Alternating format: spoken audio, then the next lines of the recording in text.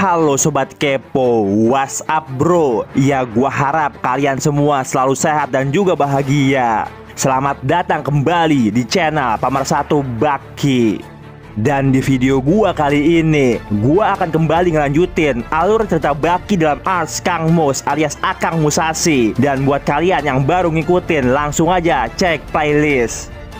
Di video gua yang sebelumnya, Mas Pur yang telah lama menghilang akhirnya kembali ditemukan. Tapi emang dasar Kang Mus orangnya sengak. Pikel yang kagak salah apa-apa malah langsung dia hancak. Pikel yang kagak terima langsung menyerang Musashi. Tapi apa daya, malah dia yang kena bully. Tapi lantaran Pikel hampir kagak terluka sama sekali, makanya Musashi minta sama Tokugawa untuk pertarungan sekali lagi dan juga memakai senjata asli. Kemudian setelah pedang kesayangan didapatkan kembali, Musashi langsung mau ngetes. Beberapa jenis dummy telah disiapkan, dari dummy polkis dengan rompi anti peluru, dummy polkis dengan senjata tangkis, bahkan sampai dummy berseragam tentara. Tapi secara satset selebetet, tanpa effort berarti, semuanya langsung ditebasin sama Musashi. Tokugawa yang ngeliatin langsung dibikin ngeri. Kemudian cerita berganti dan tampaknya Motobe datang nemuin Tokugawa. Dan tentu aja alasannya adalah pertarungan antara Pikel dan Musashi. Kagak pakai basa-basi, Motobe langsung ke inti. Dia kagak setuju dengan pertarungan antara Pikel dan Musashi. Secara melawan Musashi dengan senjata, Pikel kagak bakal berdaya. Bahkan Motobe juga berkata nggak ada satupun di antara mereka yang bisa mengalahkannya. Tapi lantaran Tokugawa ngeremehin, Motobe pengen ngebuktiin.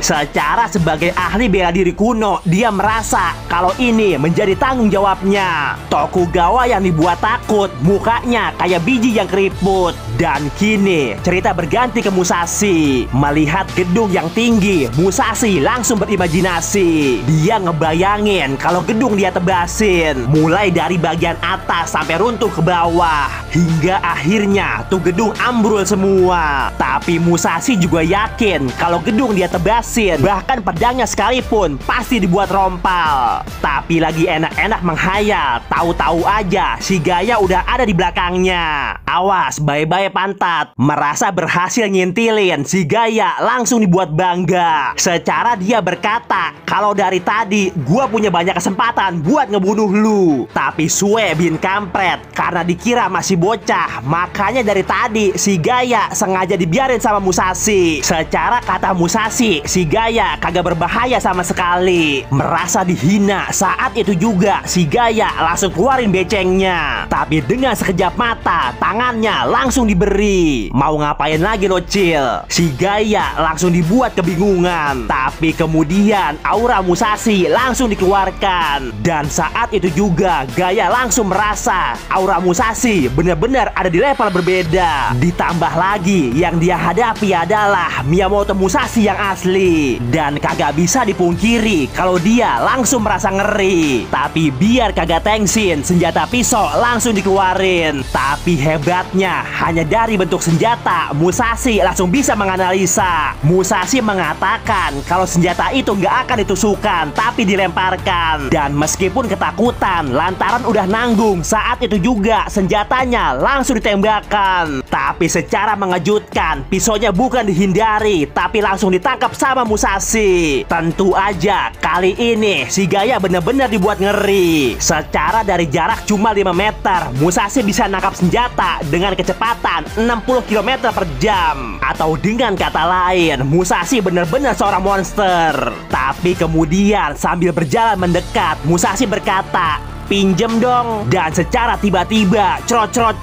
Sensasi langsung Gaya rasakan kalau tubuhnya ditebas menjadi 4 bagian. Gimana Cil? Sambil kicep bin keringetan, Gaya pun mengatakan apa yang dia rasakan. Musashi langsung bilang lagi, "Lanjut kagak nih?" Tapi romannya si Gaya udah kena mental. Secara meskipun menggunakan pistol dan juga pisau terbang, dia masih dikalahkan. Terlebih lagi, Musashi kagak pakai senjata sama sekali. Bahkan secara jelas gua udah kena tebas. Musashi langsung mengatakan kalau pedang ada di dalam dirinya. Bahkan pedang udah gua genggam sejak pertarungan dimulai. Kemudian sambil mengulurkan tangannya, tiba-tiba gambaran pedang itu menjadi nyata. Dan saat itu juga Gaya pun langsung mengakui kehebatan Musashi. Bahkan dia mengatakan kalau kemampuan Musashi udah terlalu tinggi. Kemudian si Gaya langsung nanya lagi, apa seorang Musashi masih butuh pedang asli buat ngelawan Pickle? Tapi Musashi berkata kalau Pickle adalah lawan yang berbeda.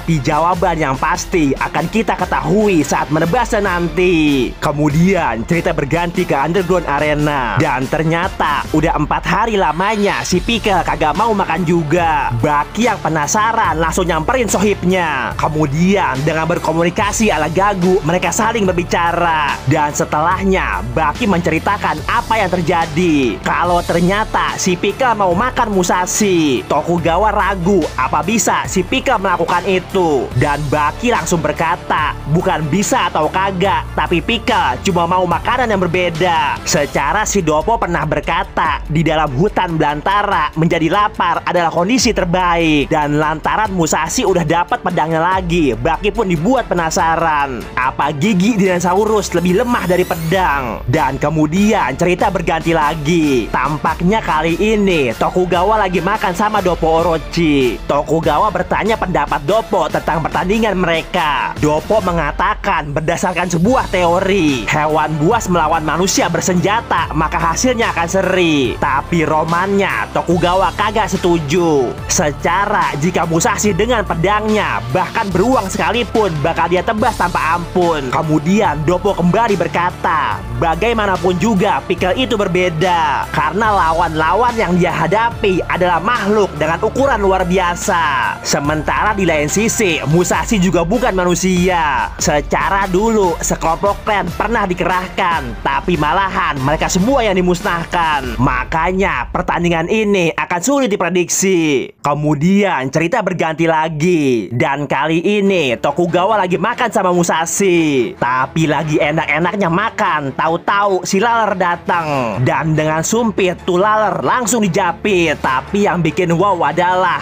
karena ternyata yang dijapit adalah sayapnya. Kemudian Tokugawa langsung menceritakan kalau Musashi pengen dijadikan makanan. Tapi saat itu juga Musashi langsung dibuat ketawa. Secara baginya, ah masa iya? Sementara di tempat berbeda, 6 hari lamanya si Pickle telah berpuasa. Kagak makan, kagak minum, bahkan kagak tidur juga. Dan kalau dilihat dari tatapan matanya, romannya si Mas Pur lagi ngegele. Dan akhirnya hari itu pun tiba, pertarungan antara Pickle dan Musashi. Tapi secara mengagetkan, kali ini penontonnya sepi. Mungkin sepertinya semua penonton masih dibuat ngeri. Dan akhirnya Musashi datang juga ke arena. Kemudian tanpa aba-aba, secara tiba-tiba si Pickle langsung menyerang. Tapi dengan satset, Pickle langsung ditebas. Tapi yang terjadi, tebasan Musashi dibuat berhenti. Karena ternyata badan si Pickle keras gila. Musashi langsung dibuat heran. Wah, tekbal nih orang. Tapi gacrot, Musashi langsung diberi. Saking kerasnya, Musashi sampai dibuat ngejoprak. Dan saat pedang ngelotok dari badannya, si Pickle langsung berdarah.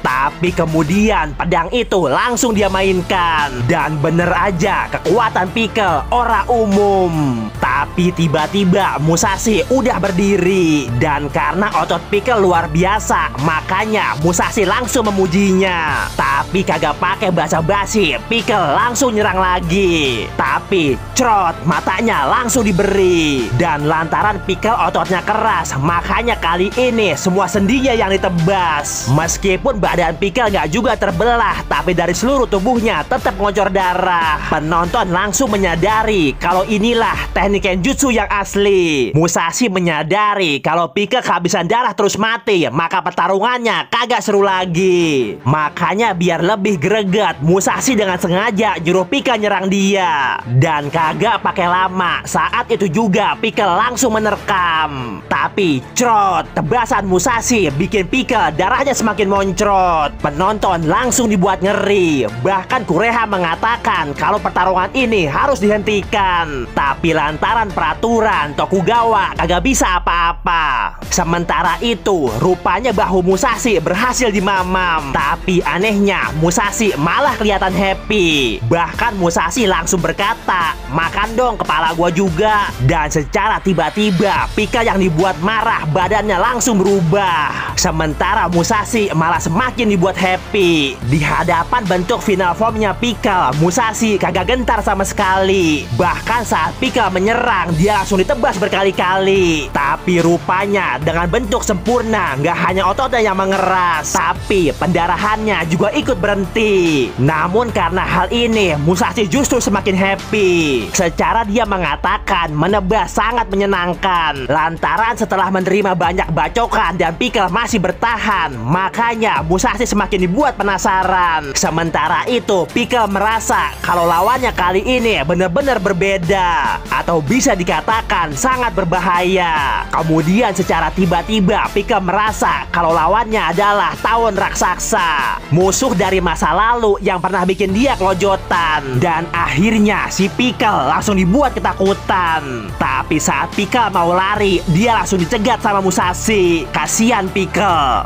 Bahkan Pickle yang ketakutan sampai dibuat gemeteran. Dan akhirnya ngelihat lubang terbuka, si Pickle langsung ngacir sekuat tenaga. Dan bagaimanakah kelanjutan kisah Musashi setelah menjolimi makhluk kagak berdosa? Apakah dia akan kena karma? Ya, kita bikin asik aja di video gua yang selanjutnya.